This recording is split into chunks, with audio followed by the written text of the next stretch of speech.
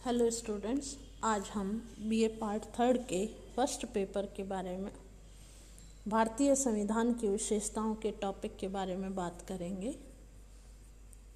तो सबसे पहले हम करेंगे भारतीय संविधान का जो परिचय है वो क्या है।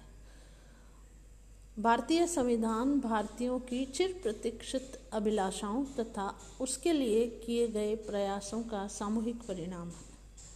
ब्रिटिश सरकार द्वारा साइमन कमीशन की नियुक्ति के समय भारतीयों ने मांग की थी कि भारतीय संविधान का निर्माण स्वयं भारतीयों द्वारा किया जाए। तत्पश्चात भारतीय राष्ट्रीय कांग्रेस ने दिसंबर 1936 में अपने फैजपुर अधिवेशन में एक प्रस्ताव पारित किया, जिसमें कहा गया था कि यह कांग्रेस भारत में एक सच्चे लोकतंत्रात्मक राज्य का समर्थन करती है, जहां राजनीतिक शक्ति पूर्ण रूप से जनता के प्रतिनिधियों को सौंपी जाए और सरकार उनके प्रभावशाली नियंत्रण में हो। इस प्रकार का राज्य केवल वयस्क मताधिकार के आधार पर चुनी हुई संविधान सभा के द्वारा ही अस्तित्व में आ सकता है और उसे अंतिम रूप से भारत के संविधान के निर्माण का अधिकार होना चाहिए। हम आगे बात करें तो संविधान सभा का क्या अर्थ है। आधुनिक युग में संविधान के निर्माण का कार्य जनता प्राय एक विशेष रूप से गठित प्रतिनिधिक संविधान सभा द्वारा करती है। 17वीं और 18वीं शताब्दी की महान क्रांतियों ने इस विचार को जन्म दिया कि शासन के मौलिक कानूनों का निर्माण नागरिकों की एक विशिष्ट प्रतिनिधि सभा द्वारा किया जाना चाहिए। इसका सैद्धांतिक आधार सामाजिक समझौता, प्राकृतिक अधिकार, लोकप्रिय प्रभुता तथा सामान्य इच्छा के राजनीतिक सिद्धांतों में पाया जाता है। साधारण शब्दों में कहा जाए तो संविधान सभा उस सभा को कहते हैं जो किसी देश के संविधान का निर्माण करती है।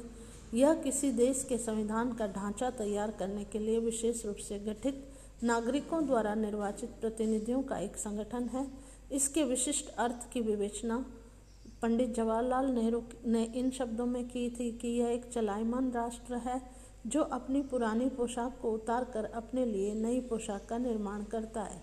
यह राष्ट्र के नागरिकों का निर्वाचित प्रतिनिधियों के माध्यम से कार्यरत समूह है, अतः इसका निश्चित क्रांतिकारी महत्व है। भारतीय संविधान सभा का निर्माण हम अगले पॉइंट में इस बारे में बात करते हैं।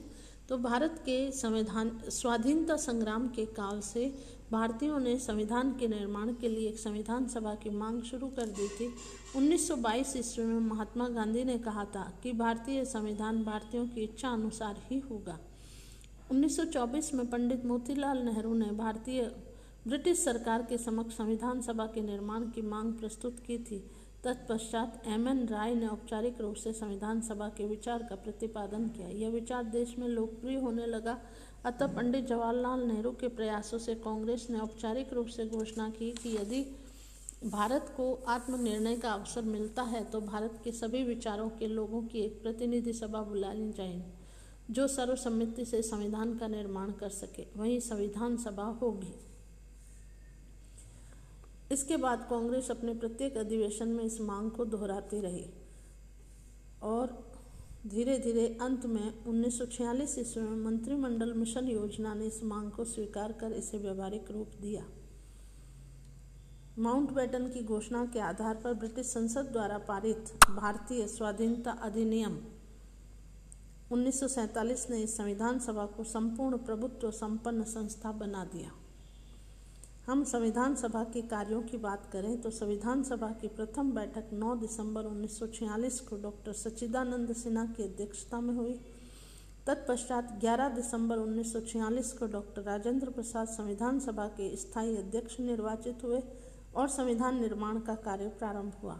सर्वप्रथम पंडित जवाहरलाल नेहरू ने उद्देश्य प्रस्ताव प्रस्तुत किया,